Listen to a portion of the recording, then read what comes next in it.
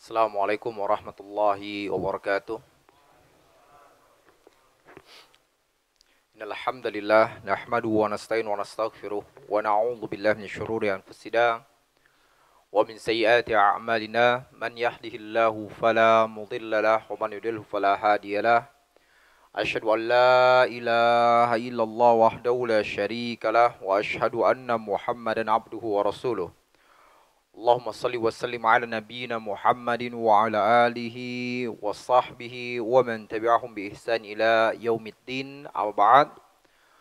Ikhwatal iman rahmati Allah Subhanahu wa taala, puji dan syukur kita kepada Allah Subhanahu wa taala yang telah memberikan limpahan rahmatnya, maghfirahnya, kenikmatan-kenikmatannya kepada kita semua, baik nikmat keimanan, keislaman, kesehatan, kekuatan serta nikmat-nikmat yang lainnya, sehingga alhamdulillah Allah Subhanahu wa taala permudah bagi kita semua untuk berkumpul di masjid ini dalam rangka mendekatkan diri kita kepada Allah Subhanahu wa taala dengan bermajlis ilmu.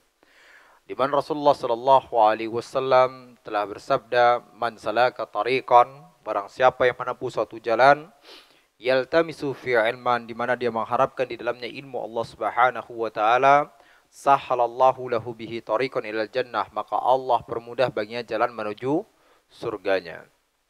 Kemudian salawat serta salam semoga Allah senantiasa mencurahkan kepada Nabiul Mustafa Nabi Muhammad sallallahu alaihi wasallam yang telah mengajarkan kepada kita Islam yang sempurna, membimbing kita menuju keridhaan Allah Subhanahu wa taala, di mana Allah Subhanahu wa taala telah berfirman, "Qul in kuntum tuhibbunallah," katakanlah ya Muhammad, jikalau kalian benar-benar cinta kepada Allah, jikalau kalian benar-benar rindu kepada Allah, fattabi'uni, maka ikutilah Rasulullah sallallahu alaihi wasallam dalam akhlaknya, muamalahnya, ibadahnya, akidahnya, tazkiyatun nufusnya. Yuhibbukumullah, maka Allah pun akan cinta kepada kalian, wa yaghfir lakum dzunubakum, dan akan mengampuni dosa-dosa kalian. Dan tidak ada tempat bagi orang-orang yang terhapuskan dosa-dosanya melainkan surga Allah Subhanahu wa taala. Baik, ikhwatal iman rahmati Allah Subhanahu wa taala, kita lanjutkan kembali pembahasan kita pada kitab Al-Kabair, ya, karya Imam Az-Zahabi rahimahullah. Di mana pada pertemuan yang lalu kita sudah membahas mengenai kesyirikan. Ya, di cabang yang pertamanya yaitu syirik besar. Ya, syirik besarnya. Ya, dan sekarang kita lanjutkan kembali pembahasan kita yaitu berkenaan tentang syirik kecilnya. Ya, berkenaan tentang syirik kecilnya. Nah, apa yang dimaksud dengan syirik kecil? Ya, syirik kecil adalah sebuah kesyirikan yang dia tidak sampai kepada derajat syirik besar, di mana syirik ini hanya mengurangi ketauhidannya saja, tidak sampai mengeluarkan pelakunya dari agama Islam. Nah, makanya ada perbedaan-perbedaan antara syirik besar dan syirik kecil.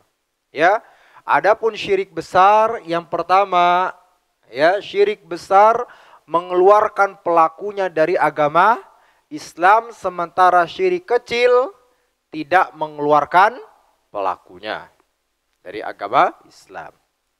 Yang kedua, ya, syirik besar kalau seandainya dia mati dalam keadaan tersebut, maka dia berada di dalam neraka jahanam selama-lamanya. Sementara syirik kecil tidak. Ya, sementara syirik kecil tidak. Ya, itu yang kedua.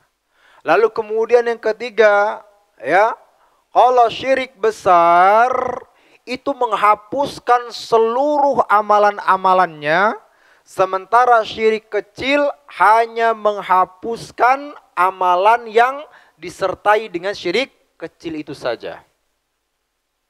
Ya, jadi kalau sholat nih, ternyata diikuti dengan syirik kecil, yang terhapuskan adalah sholatnya ketika dia terjadi kesyirikan itu. Ya, yang terhapuskan adalah amalan sholatnya yang pada waktu itu ada syirik kecilnya. Ya, Nah, ini yang ketiga. Lalu kemudian yang keempat, ya, syirik besar membuat ya pelakunya pada itu baik hartanya maupun darahnya itu halal, sementara syirik kecil tidak. Ya. Nah, inilah perbedaan antara syirik besar dan syirik kecil yang harus kita ketahui. Tapi walaupun tadi kita lihat ada perbedaan yang seperti itu, tetap saja ya bukan berarti seseorang dengan bermudah-mudahan untuk melakukan syirik kecil. Karena sekali lagi sering kita sampaikan bahwasanya ya dosa yang paling besar setelah syirik besar itu adalah syirik kecil, bukan pembunuhan, bukan. Ya. Syirik besar dulu, syirik kecil, pembunuhan, perzinahan, baru kemudian selanjutnya. Jadi bayangkan saja, ya syirik kecil ternyata dosanya lebih besar dibandingkan dosa pembunuhan, perzinahan dan lain sebagainya. Jadi nggak main-main Pak dengan syirik kecil ini. Ya, ini enggak kita dapatkan bagaimana orang-orang sekarang ya dengan penyakit syirik kecilnya malah dia suburkan penyakit tersebut di dalam dirinya. Dia kembangin terus-menerus sikap syirik kecil tersebut pada dirinya seperti riya, sum'ah dan lain sebagainya. Bersenang-senanglah dia dengan penyakit riyanya, bersenang-senanglah dia dengan penyakit sum'ahnya. Kan gitu. Ya, karena apa? Beranggapan ya syirik kecil, ya gampang, ya cuman kecil kan seperti itu. Nah ini nggak benar nih. Kita katakan syirik kecil ini berbahaya. Nah itu tadi kita jelaskan mengenai perbedaan antara syirik besar dan syirik kecil. Lalu kemudian yang perlu kita ketahui bahwasanya syirik kecil ini terbagi menjadi dua macam. Ya Pak, syirik kecil ini terbagi menjadi dua macam. Yang pertama ya adalah apa? Asyirku zahir. Ya, syirik kecil yang zahir, yang nyata. Ya, syirik kecil yang zahir, yang nyata, yang terlihat oleh manusia. Kan itu. Yang kedua ada namanya asyirkul khafi. Yaitu syirik kecil yang tersembunyi. Nah ini ya. Jadi kita katakan syirik kecil itu terbagi menjadi dua macam. Yang pertama adalah syirik kecil yang nyata, yang zahir. Yang kedua adalah syirik kecil yang tersembunyi. Nah, syirik kecil yang nyata ini kembali ya terbagi lagi menjadi dua macam. Ada yang syirik kecil berupa ucapan. Ya Pak, ada syirik kecil ya yang dia nyata berupa ucapan. Contohnya apa Pak? Contohnya apa Pak? Wali Songo. Insya Allah. Saya dari tadi salfok. Insya Allah. Ya. Pak, contohnya gimana? Ya. Contohnya adalah bersumpah atas nama selain Allah. Ya Pak. Dan kita katakan ya banyak sekali tersebar di masyarakat. Ya. Apa? Bahkan orangnya adalah orang-orang yang rajin sholat, rajin ngaji, rajin zikir. Tapi ketika dia bersumpah dikarenakan kebodohannya dan tidak memiliki ilmu di dalamnya. Akhirnya ketika dia bersumpah dikuat-kuatin sumpahnya. Dia katakan demi Allah, demi Rasulullah. Ya Pak, banyak tuh di masyarakat. Ya. Banyak banget di masyarakat. Ya. Dari kalangan dewasa sampai seanak-anak bocahnya juga ketika ngomong sumpah pun apa? Demi Allah, dia beranggapan bahwasanya kalau sumpahnya seperti ini benar-benar diterima, kan gitu. Benar-benar sesuai dengan syariat agama Islam. Padahal ini kita katakan termasuk dalam kesyirikan. Ya, syirik kecil tadi, di mana Rasulullah Shallallahu Alaihi Wasallam telah bersabda, "Man halafa bi ghairillah faqad kafara au asyraka." Barang siapa yang bersumpah atas nama selain Allah Subhanahu wa taala, faqad kafara au asyraka, maka dia telah melakukan kekufuran atau kesyirikan. Nah, di sini dijelaskan oleh para ulama bahwasanya dia telah terjerumus dalam syirik kecil tadi. Ya, dalam syirik kecil. Ya. Karena apa? Tadi dia menyebut, menggandengkan nama Allah Subhanahu wa taala dengan sumpah yang lainnya. Kan seperti itu. Nah, apalagi kalau seandainya dia bersumpahnya atas nama yang lainnya lagi. Ya, dia bersumpah demi apa? Demi Roro Kidul, kan seperti itu. Nyi Roro Kidul. Demi inilah, demi itu dan lain sebagainya. Enggak boleh. Ya, Pak? Enggak boleh. Ya. Dan Abdullah bin Mas'ud radhiyallahu anhu telah berkata, nih ya ulamanya para sahabat Rasulullah sallallahu alaihi wasallam, Abdullah bin Mas'ud. Ya. Apa kata beliau? Li an ahlifa billahi kadziban ahabbu ilayya min an ahlifa bi ghairi sadiqan, kata beliau. Saya bersumpah dengan nama Allah Subhanahu wa taala atas suatu kedustaan, itu lebih aku sukai dibandingkan aku bersumpah atas nama selain Allah Subhanahu wa taala walaupun dalam perkara yang jujur. Bisa dipahami Pak maksudnya Pak? Bisa dipahami enggak Pak? Hah? Enggak bisa, berat, Masya Allah. Pak, ada orang bersumpah atas nama Allah Subhanahu wa taala, tapi dia berdusta. Dia bawa nama Allah. Dia omongin apa? Dia mencuri. Tapi dia ngomong apa? Demi Allah saya enggak mencuri. Ini satu kasus. Ya Pak, ini kasus yang A. Kasus yang B, ya, seseorang berkata jujur. Ya, dia berkata jujur. Dia katakan bahwasanya dia enggak mencuri. Memang kenyataannya dia enggak mencuri. Tapi dia bersumpah dengan nama selain Allah. Misalnya apa kata dia? Demi Rasulullah, saya enggak mencuri, kata dia. Jelas sampai sini Pak kasusnya? Jelas ya? Ini kasusnya dua-duanya sama-sama enggak benar. Ya Pak? Kasusnya dua-duanya sama-sama enggak benar. Kan gitu. Tapi kasus yang kedua, ya, itu lebih berat dibandingkan kasus yang pertama. Ya, kenapa?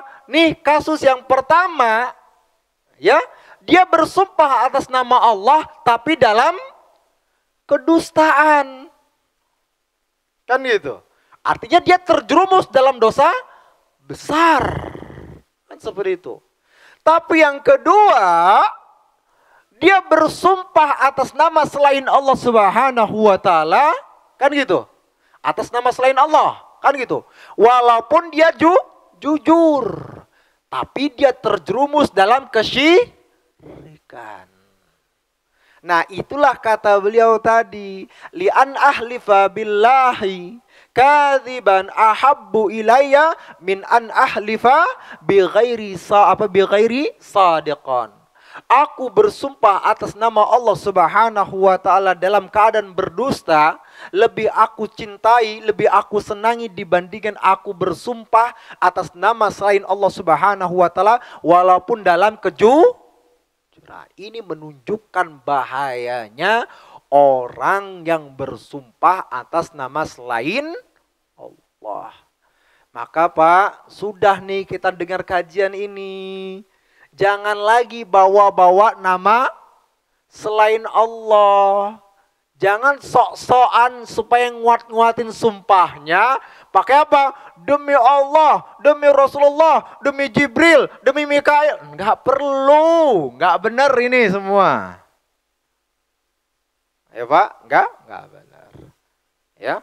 Enggak benar. Maka mulai sekarang, kalaupun kita dibutuhkan untuk bersumpah, maka sumpahlah hanya dengan nama Allah Subhanahu wa Ta'ala. Tapi juga jangan kebiasaan Pak, hanya gara-gara masalah gorengan. Kan gitu. Ya. Kan gitu. Hanya gara-gara masalah gorengan, langsung kemudian demi Allah saya gak makan. Jangan Pak, ya. Ya, jangan. Ya. Jangan kebiasaan. Apa kata Allah Subhanahu wa Ta'ala, jagalah sumpah-sumpah kalian. Ya, artinya apa? Jangan dikit-dikit hanya masalah-masalah kecil saja, masalah-masalah remeh saja harus bersumpah. Tadi contohnya hanya gara-gara makan gorengan satu, kan gitu. Kan diomongin, lu makan satu atau dua lo? Demi Allah kata dia, makan cuma, enggak benar, kurang bagus kita katakan ya. Ya, sumpah itu diperlukan ketika memang sumpah itu dilakukan kalau benar-benar sudah diperlukan. Tapi kalau cuma masalah-masalah sepele, nggak perlulah bersumpah ya. Karena kita harus menjaga sumpah atas nama Allah Subhanahu wa Ta'ala. Ini yang terjadi di masyarakat karena masalah-masalah sepele saja sumpah. Akhirnya orang tidak lagi memuliakan nama Allah Subhanahu wa Ta'ala. Akhirnya gampang semuanya, korupsi sumpah, kan gitu. Ya, korupsi sumpah, maling berani sumpah, kan gitu. Ya. Jualan nipu orang pakai sumpah juga, kan gitu. Diomongin, wah ini saya jual nih sepatunya Pak, sepatunya ori, kan kata dia. Demi Allah nih ori, padahal KW, kan gitu.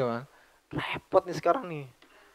Semua gitu, berani bersumpah. Tukang sayur aja berani sumpah katanya. Ini sumpah nih saya belinya sayur ini harganya 5.000 lagi naik Bu. Demi Allah, Masya Allah kan gitu. Ini gak benar nih kan gitu. Nah ini karena sudah terjadi di masyarakat kebiasaan untuk bermudah-mudahan untuk bersumpah atas nama Allah Subhanahu wa Ta'ala sehingga sumpah ini tidak lagi dimuliakan. Ya Pak, kalau dulu orang benar-benar takut namanya sumpah itu Pak. Ya, apalagi kalau misalnya dia sampai sumpah atas kebohongan. Karena apa? Yang dia takutkan adalah apa? Laknat dari Allah Subhanahu wa Ta'ala. Kan gitu. Makanya kalau ada suatu perkara yang pelik, ya, mereka akan apa? Mereka akan bersumpah tuh. Ditanya, kamu mau bersumpah atau tidak? Kan seperti itu. Ya, kamu berani bersumpah atau tidak? Nah para sahabat kalau tahu dia berada dalam kedustaan gak berani. Karena apa? Karena berpikirnya kalau saya bersumpah dengan kebohongan, laknat Allah Subhanahu wa Ta'ala akan datang kepadanya. Dan makna laknat adalah apa Pak? Apa makna laknat Pak? Pak, makna laknat apa Pak? Hah? Nah ini pula nih, gara-gara sekarang ini orang gak tahu makna laknat Pak. Dianggap biasa pula Pak makna laknat ya, sehingga akhirnya terbiasa nggak perlu takut dengan masalah oh Allah melaknat ini, oh Allah melaknat ya cuma dilaknat nggak sampai diazab kan gitu kan, nggak tahu kan dia karena nggak tahu makna laknat. Nah sekarang saya bertanya kepada antum sudah terbiasa kan mendengar kata laknat Pak? Nah, sekarang saya tanya, apa makna laknat? Enggak tahu, tapi kan gitu masalahnya. Nah, Pak, bantu saya, apa maksud dan laknat, Pak? Hah?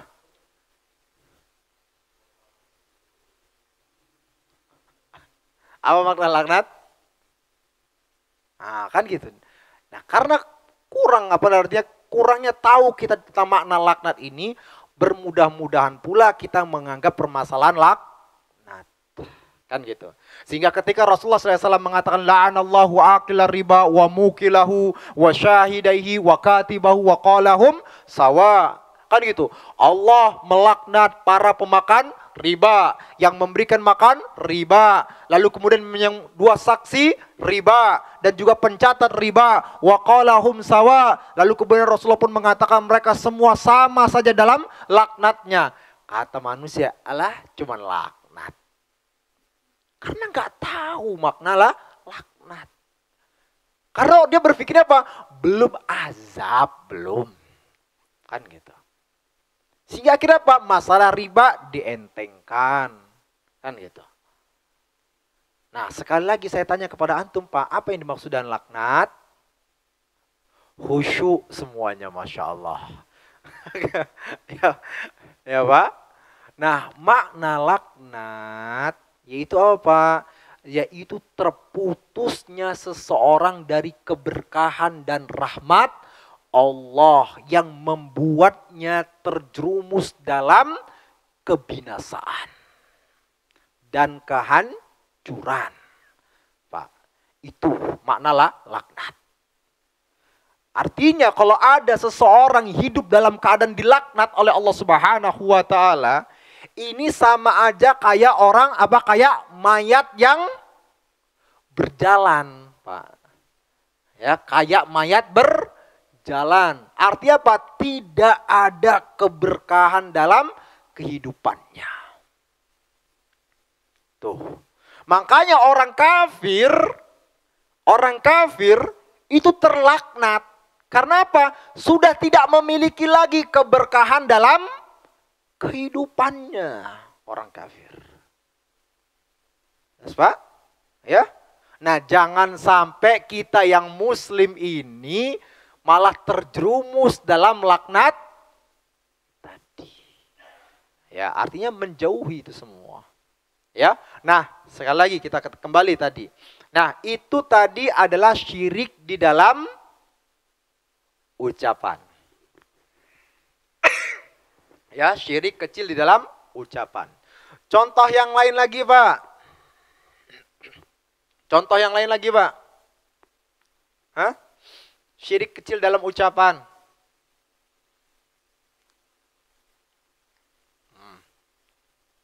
Pak, perkataan. Ya, perkataan, ucapan yang dikatakan apa? Kalau bukan karena si fulan, maka pasti bakal begini dan begini. Nah, terjadi nggak, Pak? Terjadi nggak? Sering nggak? Seperti itu. Atau dia mengucapkan apa? Kalau bukan karena Allah dan karena si fulan, pakai dan, gitu, Pak. Banyak nggak Pak yang terjadi kayak gini? Ini termasuk dalam syirik kecil. Ya. Maka seharusnya apa yang harus dia katakan? Ya, sebaiknya dia katakan kalau bukan karena Allah Subhanahu wa taala, atau kalau bukan karena izin Allah Subhanahu wa taala, maka insya Allah begini. Ataupun kalau seandainya dia memang mau menyebutkan personilnya, maka pakai menggunakan kata kemudian. Misalnya apa? Kalau bukan karena Allah, kemudian si fulan, maka sungguh udah kebakaran nih tempat itu. Jelas, Pak? Ya. Nah, tapi tadi ya orang-orang terkadang ya tadi masalah ini masalah sih simpel, tapi tidak diketahui ilmunya. Itu yang kedua. Ya. Di mana Rasulullah Shallallahu Alaihi Wasallam telah bersabda, apa kata beliau? Ya, la taqulu masya Allah wa sya'a fulanun, kata Rasulullah SAW. Janganlah kalian katakan ya sesuai kehendak Allah dan kehendak si fulan. Walakin qulu, akan tetapi katakanlah sesuai kehendak Allah, kemudian sesuai kehendak si fulan. Ataupun kayak tadi, kalau bukan karena kalau bukan karena Allah Subhanahu wa taala, kemudian si fulan. Jelas Pak? Nah ini hal yang simpel, tapi kebanyakan kita langsung nyebut begitu saja. Makanya Pak, yang paling aman ucapin. Apa? Biiznillah. Masya Allah. Kalau bukan gara-gara fulan itu dengan izin Allah Subhanahu wa ta'ala. Kan seperti itu. Atau kalau bukan dengan izin Allah Subhanahu wa ta'ala lewat si fulan tadi. Bisa begini, dan sebagainya. Jelas Pak? Nah ini yang kedua pula dalam masalah ucapan. Contoh yang lain lagi Pak. Yaitu permasalahan tatoyur. Apa tatoyur Pak? Pak, apa tatoyur?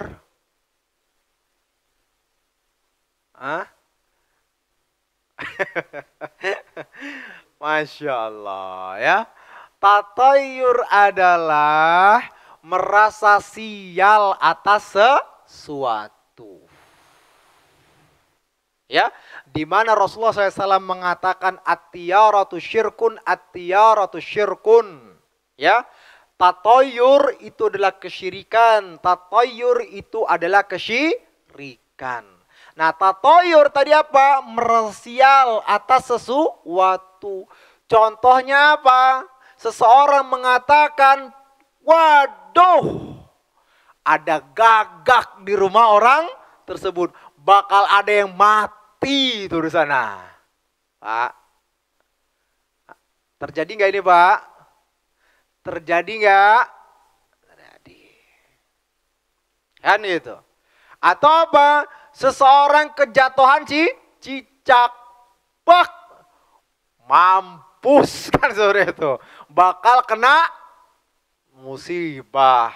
Bakal kecelakaan tuh apa? Kendaraannya. Bakal terjadi begini dan sebagainya. Dia katakan tuh pada kita. Ada itu. Ya. Ketimpaan cicak. Musibah kata dia. Nah, ini gak benar nih. Ya. Apalagi Pak? Nabrak kucing. Oh kan gitu. Ya. Nabrak kucing. Bek. Kata temennya, siap. Kan seperti itu. Ya, siap kena musibah. Terjadi nggak Pak? Terjadi. Kan gitu. Baik secara hatinya dan secara lisannya mengucapkan tuh semua itu. Hatinya meyakini, lisan pun juga mengucapkan. Apalagi Pak, tuh cicak, kucing, apalagi kemudian, lagi, mau nikah di waktu safar, awas, kata orang tuanya, jangan nikah di waktu bulan safar, kenapa? Bakal cerai, katanya sore itu. Ya, tunggu dulu primbon. Nah, ini repot nih. Ya, keyakinan yang tadi saja ngomong safarnya itu sudah kesyirikan kecil, lalu kemudian nganuin dalam primbonnya syirik besar. Akhirnya datengin dukun. Kan gitu, percaya dengan omongan dukunnya. Oh, kalau di tanggal ini, kalau tanggal 13 sial. Kan gitu. Enggak ada tamunya. Gitu katanya kan gitu. Ini enggak benar nih. Kalau enggak ada tamunya, enggak ada amplopnya kan itu. Ini enggak benar nih. Ya, enggak benar Pak. Ya, nikah saja, semuanya baik. Di tanggal kapanpun, di bulan apapun, semua baik. Disegerakan. Jangan gara-gara apa? Gara-gara safar lah ini dan sebagainya, enggak ada. Ya, disegerakan. Ini enggak benar tuh ya. Apalagi Pak? Ini biasanya di Jawa-Jawa nih Pak. Siapa di sini orang Jawa Pak? Ini wajah Jawa semua nih Masya Allah nih. Oh Jawa Barat. Ada yang selamat pun Jawa Barat Masya Allah. Banyak nih Pak. Ya artinya keyakinan apa namanya klinik-klinik ya bahasanya. Ya keyakinan mistis yang seperti itu enggak diperbolehkan. Nah, itu kita katakan ya at-tatayyur, yaitu merasa sial atas sesuatu. Ya, tanggapan nomoran, nomor 13. Nomor berapa lagi, Pak? 999. Ya, Pak? Hah? Nomor 4. Ini bukan pemilu kan, bukan kan? Bukan pemilu ya, ini. Itu nomor seperti itu. Ya, nah ini seperti itu. Nah, ini enggak diperbenarkan. Ya, Pak, ini enggak dibenarkan. Apalagi, Pak? Hah? Pak, apalagi yang antum ketahui yang terjadi di masyarakat? Hah? Kenapa lagi tusuk sate? Hah? Rumah? Hah? Pertigaan? Ya bener ya. Rumah yang di pertigaan gitu. Ada apa tuh, Pak? Nah, ya, saya tahu tusuk sate. Ada apa habis itu kemudian? Ada apa? Terjadi apa? Hah? Nggak ada keberkahan. Ya ini nggak benar tuh kan gitu. Ya, nggak ada keberkahan. Habis itu kemudian apa? Tapi nanti ada itu kayak gantung-gantung, nanti tuh ada perbuatan tuh ya. Biasanya kalau orang rumah baru, apa namanya? Kan lantai 13 kan seperti itu. Ya, ini banyak banget, Pak. Masya Allah ya, Pak. Makanya Masya Allah, Pak, ini tadi, Pak, ini standarnya. Antum bisa kiaskan nanti. Oh, ternyata ada keyakinan sebenarnya. Oh, ini nggak bener nih. Masuk tatayur kan seperti itu. Ya, masuk tatayur. Ini nggak bener kan seperti itu. Ya, artinya antum bisa mencari lagi apa yang di masyarakat. Saya nggak tahu tadi ada tusuk sate lah kan seperti itu. Begini, begitu dan sebagainya. Berarti lebih banyak lagi. Intinya terjadi kesyirikan kecil di luar sana. Lalu kemudian juga ya ucapan seseorang bahwasanya dia mendapatkan hujan karena bintang ini, bintang itu. Ya, Pak? Ada, Pak? Ada ya? Ini di Jawa mana, Pak? Bukan Jawa Barat ya? Masya Allah. Kan gitu ya? Ya. Nah, Nabi Shallallahu Alaihi Wasallam telah bersabda, apa kata beliau? Asbaha min ibadi mu'minun bi wa kafir. Ya, ada di antara hamba-hambaku yang dia beriman kepadaku dan juga kafir. Lalu kemudian kata Rasulullah apa? Ya. Fa amma man qala, adapun orang-orang yang berkata, mutirna bi fadlillahi wa rahmati. Kita ini mendapatkan hujan ini karena rahmat Allah dan juga karunia-Nya, maka dia adalah orang yang beriman kepadaku, yaitu beriman kepada Allah Subhanahu wa taala, wa kafirun bil kaukab, dan kafir kepada bintang-bintang. Kan gitu, bintang ini, bintang itu dan sebagainya. Tapi kemudian apa? Wa amma man qala, adapun orang-orang yang berkata, ya, mutirna binawi kada wa kada. Kita ini mendapatkan hujan dikarenakan bintang ini dan bintang itu, maka itulah orang yang kafir kepadaku dan beriman kepada bintang tersebut. Pak. Ya. Nah, ini saya tanyakan, Pak, ini kebiasaan kayak gini Jawa mana? Hah? Ada di Jawa mana, Pak? Enggak Jawa ya? Apa ke Sumatera? Pindah ke Sumatera? Hah? Hah? Jawa Tengah. Kali ya, saya nggak tahu. Kalau ini saya belum tahu nih kan gini ya. Apakah ini menjadi kebiasaan Indonesia atau tidak? Tapi artinya apa? Di zaman dulu, ya, terutama apalagi di zaman-zamannya Firaun dan lain sebagainya, ya, mereka mengatakan ya turunnya hujan begini dan sebagainya itu dikarenakan bintang ini dan bintang itu, mereka katakan. Ya. Dan begitu pun juga orang-orang musyrik yang lainnya pun juga meyakini demikian. Ya, bahwasanya turun hujan ini karena apa? Oh, karena ada bintang ini dan bintang itu. Nah, kita sekali lagi katakan seorang mukmin tidak ada keyakinan seperti itu. Kenapa? Hujan ini adalah rahmat dari Allah Subhanahu wa taala dan Allah yang ngatur untuk turunnya hujan tersebut. Nggak laku bintang. Jadi apa sekarang, Pak? Oh ya, panggil dukunnya langsung, Pak ya. Nah, itu lebih berat lagi kan gitu, ya. Apa? Gen Z. Nah, Gen Z zodiak kan seperti itu. Ya. Taurus. Apalagi, Pak? Sagittarius kan itu. Ini tontonan Bapak-bapak waktu di tahun berapa tuh, Pak? Waktu TVRI, Pak ya. Seperti itu. Wah, jam 9. Oh, tuh seperti itu. Nah, ini enggak benar, Pak. Ini enggak benar. Ya, itu kesyirikan. Ya, termasuk zodiak tadi. Nah, ini kita katakan, Pak, syirik-syirik kecil dalam ucapan. Ya, ini adalah syirik-syirik kecil dalam ucapan. Dan sekarang kita masuk pula dalam syirik kecil dalam perbuatan. Ini udah berapa menit lagi, Pak? Masih lama ya? Masih setengah jam. Ya. Nah, lalu kemudian ada syirik kecil dalam perbuatan. Contohnya apa? Memakai tamimah. Apa tamimah, Pak? Gelang-gelangan, kalung-kalungan, kan gitu. Ya, yang dia pakai untuk agar dia terjauhkan dari penyakit ain ataupun penyakit-penyakit yang lainnya. Ya, dan ini tidak dibenarkan. Ya, di mana Rasulullah sallallahu alaihi wasallam ya telah bersabda, "Man ta'allaqa tamimatan faqad asyraka." Barang siapa yang menggantungkan tamimah, maka dia telah terjerumus dalam kesyirikan.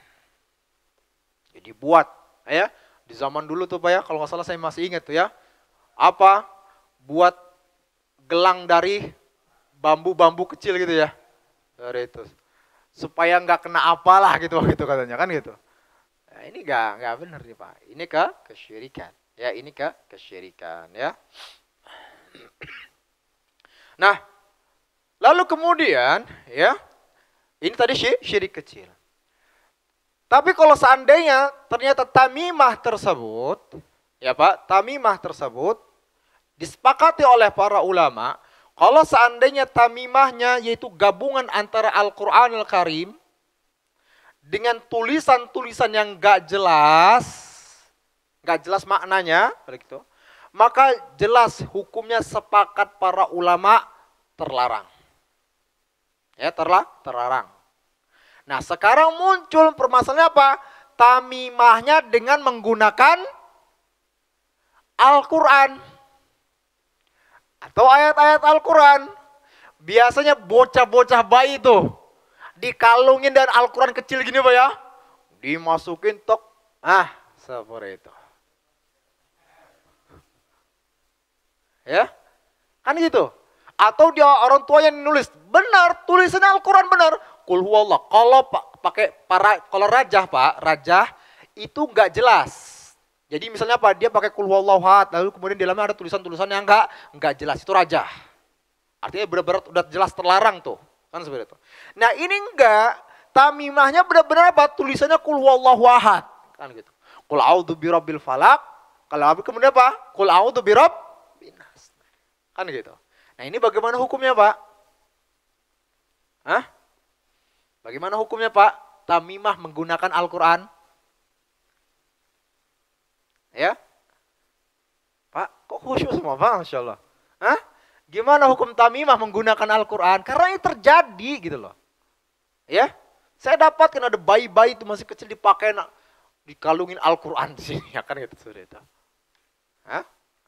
Nah pendapat yang paling kuat Pak, ya tamimah menggunakan Al-Quran terlarang. Ya, tidak diperbolehkan. Kenapa?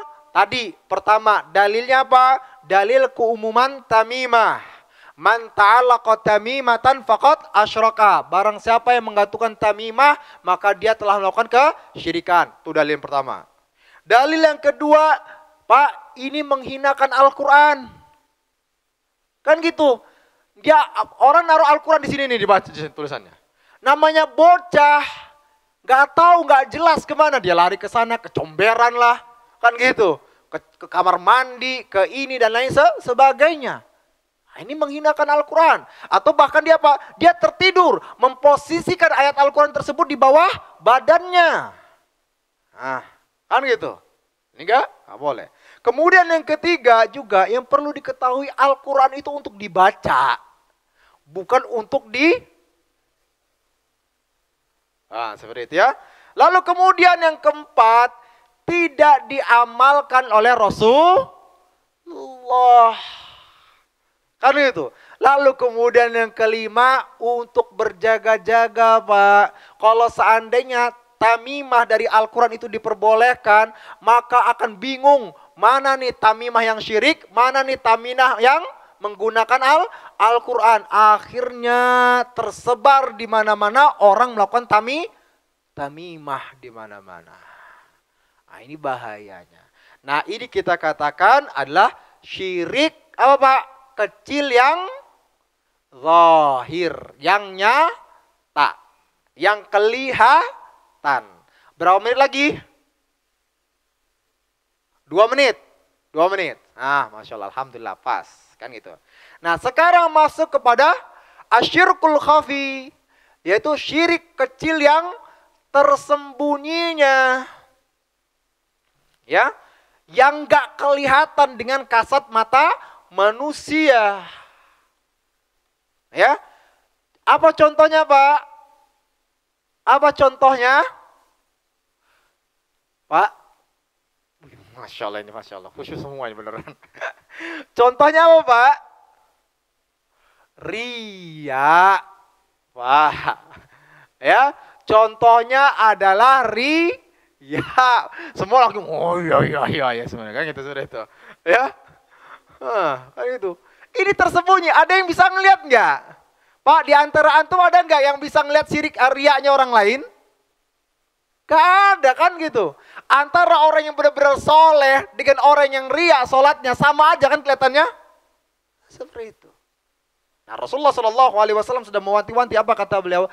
Ala ukhbirukum bima huwa akhwafu alaikum indi min fitnatil masih dajjal. Maukah aku kabarkan kepada kalian ya sesuatu yang lebih aku takutkan menimpa kalian dibandingkan fitnahnya Dajjal.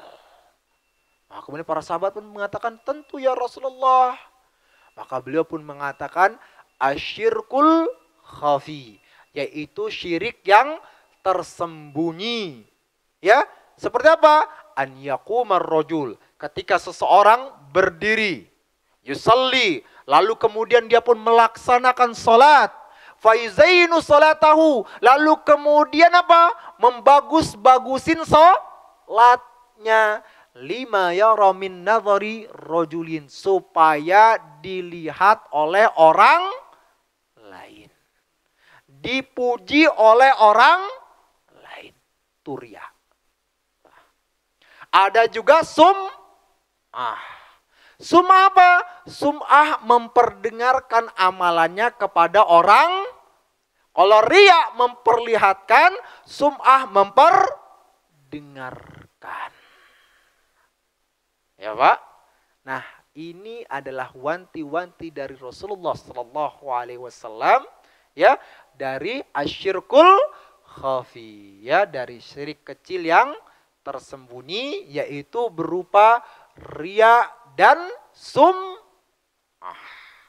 Nah, kita mohon kepada Allah Subhanahu wa taala agar Allah Subhanahu wa taala menjauhkan diri kita dari segala bentuk kesyirikan, baik itu syirik besar maupun syirik kecil. Dan semoga Allah Subhanahu wa taala memberikan bimbingan-bimbingan kepada kita semua, petunjuk kepada kita semua untuk selalu melakukan ketakwaan kepada Allah Subhanahu wa taala, agar kita bisa merealisasikan juga ketauhidan kita kepada Allah Subhanahu wa taala, dan semoga Allah Subhanahu wa taala kumpulkan kita semua dalam surga Firdaus a'la. Amin ya rabbal alamin. Mari kita tutup dengan membaca doa kafaratul majlis.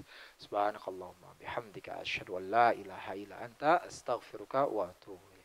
Sekian, assalamualaikum warahmatullahi wabarakatuh.